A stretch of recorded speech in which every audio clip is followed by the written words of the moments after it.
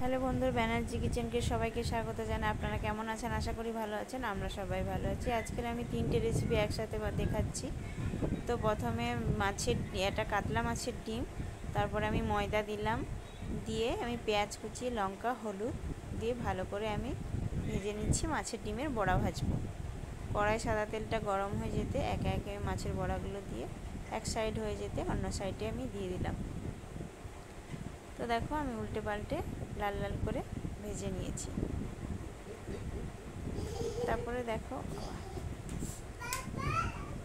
তারপরে হচ্ছে লাল লাল করে দেখো আমি ভেজে নিচ্ছি, নিয়ে তুলে নিচ্ছি।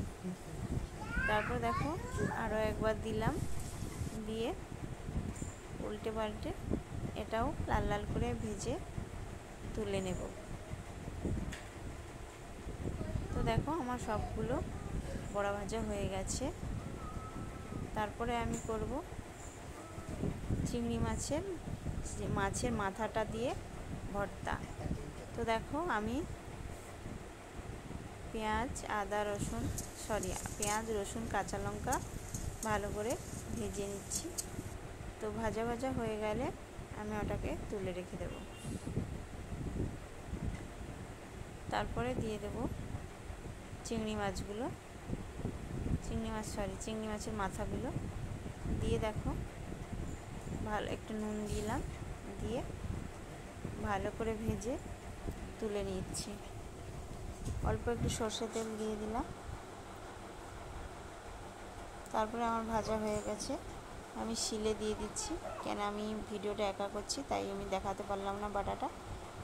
তো তারপরে নুন আর একটু সর্ষে তেল দিয়ে এই যে আমার রেডি হয়ে গেল চিংড়ি মাছের ভর্তা। তারপরে করবো ট্যাংরা মাছে নুন হলুদ মাখিয়ে দিয়েছি কড়াই সাদা তেল দিয়ে।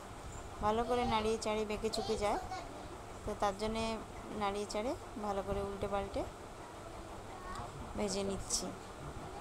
ভেজে নিয়ে তুলে নিলাম।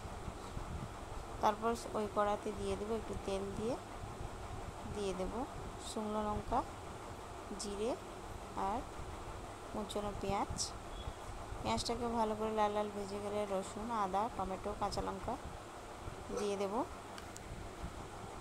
তারপরে দিয়ে দেবো একটু জল, সব রকম হলুদ, লঙ্কা, জিরে, ধনে, চিনি দিয়ে মশলা থেকে যখন তেল বেরোবে ভালো করে কষে জল দিয়ে একটু নুন দিয়ে দেবো, মাছগুলো দিয়ে দেবো ফুটে উঠলে।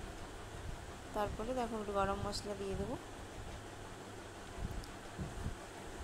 দেখো আমার একদম টাটা।